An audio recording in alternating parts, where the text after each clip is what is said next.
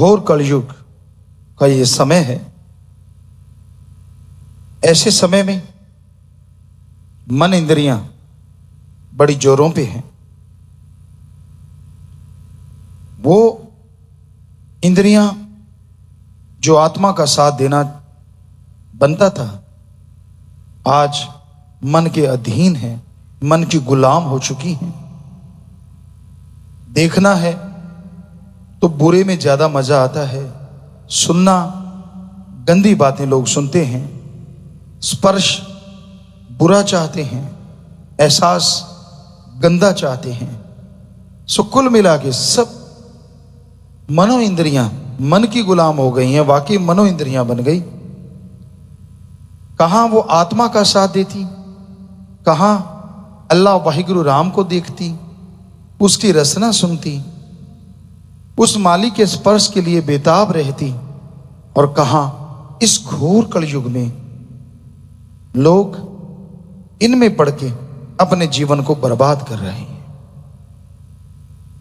इन सब से छुटकारा सुमरन के अलावा और कोई तरीका है ही नहीं। सेवा करो और सुमरन करो। परिवार में रहते हुए हक हलाल कड़ा परिश्रम मेहनत की करके खाओ। आदमी जब गुरु पीर फकीर के वचन सुनता है, अगर वो मान ले इस जन्म को, तो क्या जन्मों जन्मों का पाप कर्म पल में कट जाए।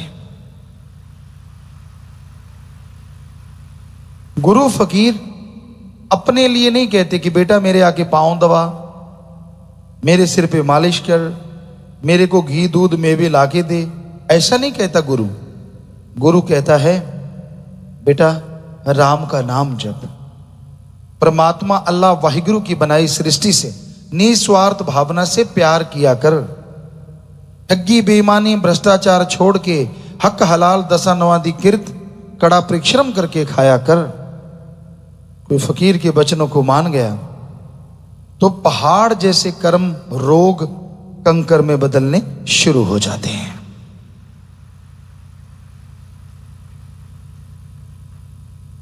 तरुवर फल नहीं खाते है सरोवर पीव न नीर, परमार्थ के कारणे संतन भयो शरीर।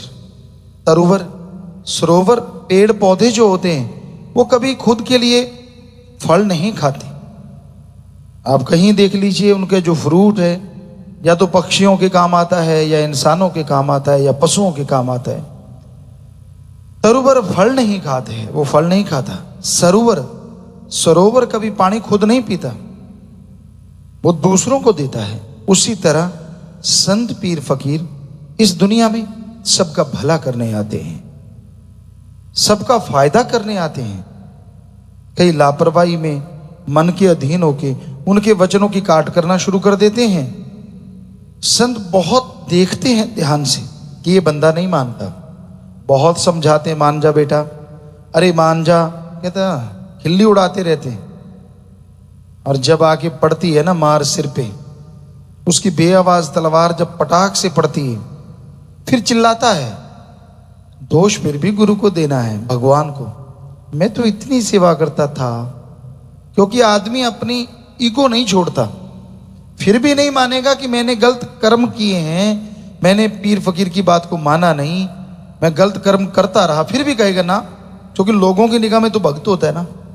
उनको दिखा, देख लो मैं तो इतनी सेवा करता हूं, मैं तो इतना बड़ा भक्त हूं, फिर भी मुझे ये भोगना पड़ रहा है। हम गारंटी देते हैं साईं मस्ताना जी महाराज के वचन, परम पिता शास्त्राम जी दाता रहबर के वचन, अब भी हमसे जो वचन वो करवा रहे हैं कि भाई सच्चे सौदे का मुरीद वचनों पे पक्का हो, सेवा सुमन करता हो, पीर फकीर की बात माने, अंदर बाहर कमी नहीं आती, और पहाड़ जैसी बीमारियां कंकर में बदल जाती हैं। 100% गारंटी। कोई भी ऐसी समस्याओं से जूझ रहे हैं तो वो वचन काट करने की वजह से अपने कर्मों का बोझ उठा रहे। वो बद्दुआ नहीं है कि पीर फकीर ने बात कही, परमात्मा के वचन सुनाए। फकीरों की तो बात होती, वचन तो भगवान के होते हैं। तो उसकी बात सुनाई, उसका मतलब अगर आपने मान ली, जो आपके भयानक कर्म आने वाले हैं वो कट जाएंगे। अगर नहीं मानी तो कर्मों को भोगना पड़ेगा, सीधी सी बात। इसमें पीर फकीरों की बद्दुआ या शराफ नहीं होता, वो आप अपने कर्मों का बोझ खुद उठाते हैं। तो पहले क्यों नहीं मानते भाई? संत तो रोज, जो रोजाना यहां मजलिसें सुनते हैं, वो लगभग हमें लगता महीने में 10-15 बार तो सुनते ही होंगे। हम ऐसी चर्चा करते हैं, मान जाओ भाई, छोड़ दो बुरे कर्म, छोड़ दो बुरे कर्म। कईयों को तो ये हो जाते हैं, पिताजी रोज ही क्यों बोलते हैं? क्योंकि ज्यादातर लोग ढीठ हुए बैठे हैं, वो रोज सुनते हैं, इधर से सुना, इधर से नहीं, इधर से वापस कर देते हैं, अंदर तो जाने ही नहीं देते। यहां से सुना, यहीं से फूंक मार देते, चल बाहर। इसलिए वो बातें बार बार कहते हैं कि इनको अंदर ले जाओ, अंदर बसा लो, ताकि आपके भयानक पाप कर्म आपको भोगने ना पड़े। सेवा करो, तन मन धन से दीन दुखियों की मदद करो, सुमरन करो, ताकि वो कर्म करते जाएं और मालिक की खुशियों के अधिकारी आप बनते जाएं।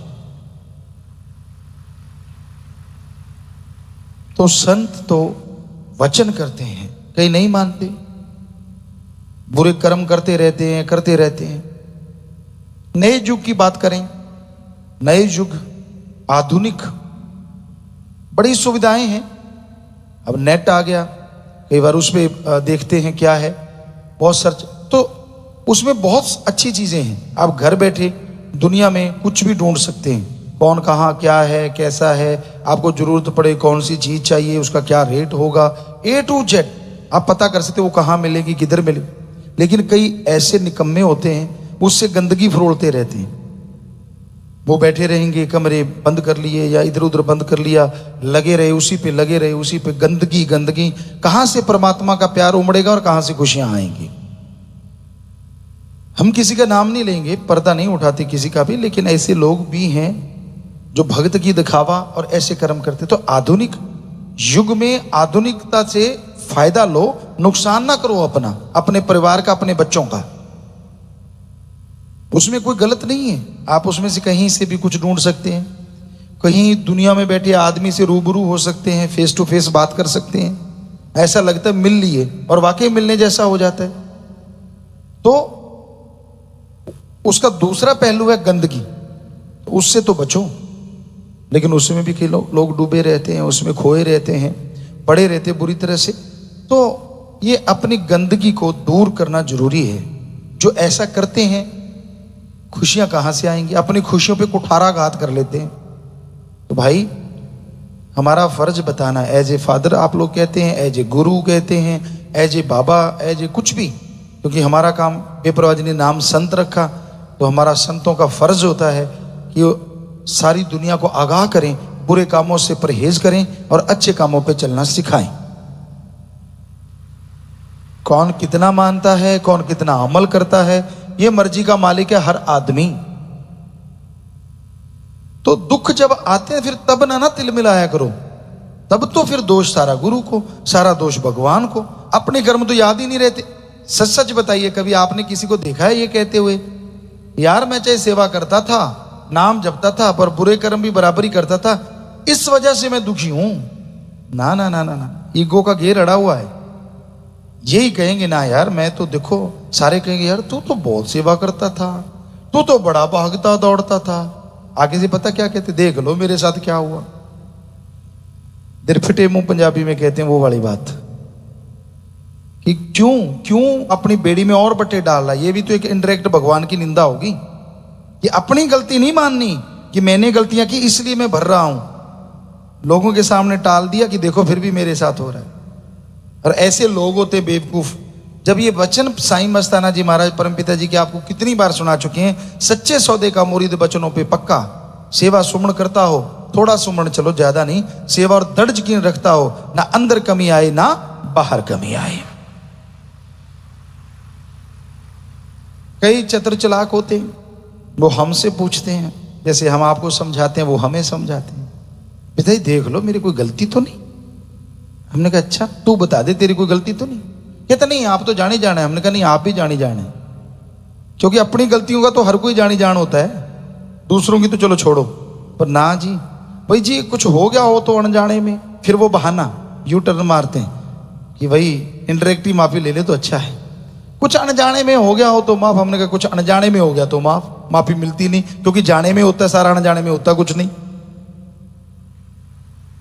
तो तू, वो कहते ना, तू पात पात में डाल डाल, तू डाल डाल में पात पात। तो बेपरवाह जी, तो भगवान तो हर जगह हर किसी को देख रहा है, लोग उसको भी बुद्धू बनाने चलते हैं। ये है वो है। तो भाई हमारा तो हाथ जोड़ के प्रार्थना है कि छोड़ दो बुरे कर्म, और जब भोगना पड़ेगा ना फिर मत चिल्लाना कि आपने जो बुरे कर्म नहीं किए, फिर कहीं सफाइयां मत देना कि नहीं मैं तो बिल्कुल कभी गलती करता ही नहीं जी, मैं तो, या फिर कई गलतियां मैं तो गलती का पुतला हूं। पुतले में कौन सी गलतियां वो तो बता। बहाने से निकलना हर आदमी जानता है, हम तो जी गलतियों के पुतले हैं। ये किसने कहा भाई? किस ग्रंथ में लिखा हुआ है कि गलतियों का पुतला है? ऐसा तो कुछ नहीं, बल्कि ये लिखा हुआ है आदमी तो खुद मुख्तियार है, गलतियों का पुतला तो है ही नहीं, खुद मुख्तियार है। वो चाहे तो इस मृत्यु लोक में भगवान परमात्मा वाहिगुरु को सामने प्रकट कर सकता है। ऐसा परमात्मा ने ताकत दे रखी है, ऐसी हिम्मत दे रखी है। ये तो हमने पढ़ा, ये तो नहीं पढ़ा कि आदमी गलतियों का पुतला। गलती हो जाती है, ये मानी बात, पर उसको फिर सही तरीके से साथ संगत में मुआफी ले, क्षमा मांगे उस वाहिगुरु राम अल्लाह से, तो मुआफी भी मिल जाती है और खुशियां भी आनी शुरू हो जाती हैं। पर क्यों किंतु परंतु सौदा नहीं चलेगा। तो भाई हमारा तो आपसे हाथ जोड़ के प्रार्थना ही कर सकते हैं, किसी को बुरा नहीं कह सकते, किसी को गलत नहीं कहते कि भाई वचनों पे अमल किया करो, वचन सुन के माना करो, तो मालिक की रहमत होती है। कई मजलिस ही नहीं सुनते, सत्संग नहीं सुनते, उनको तो नहीं, हम तो अपनी ड्यूटी दे रहे हैं, और ड्यूटी छोड़ के हमने उनको रातों को घूमते देखा, दिन को कहीं ना कहीं बिना वजह इधर उधर दौड़ते देखा। तो क्या सत्संग के टाइम ही ड्यूटी याद आती है? तो बहुत चीजें ऐसी हमने देखी हैं जो लोग अपने आप के लिए घात करते हैं, किसी और का नहीं।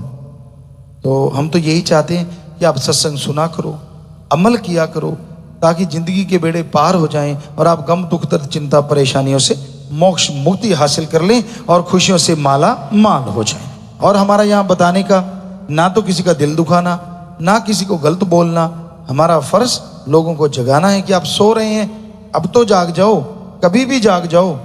जब जागोगे तभी सवेरा, तभी से खुशियां आनी शुरू हो जाएंगी और परेशानियां दूर हो जाएंगी।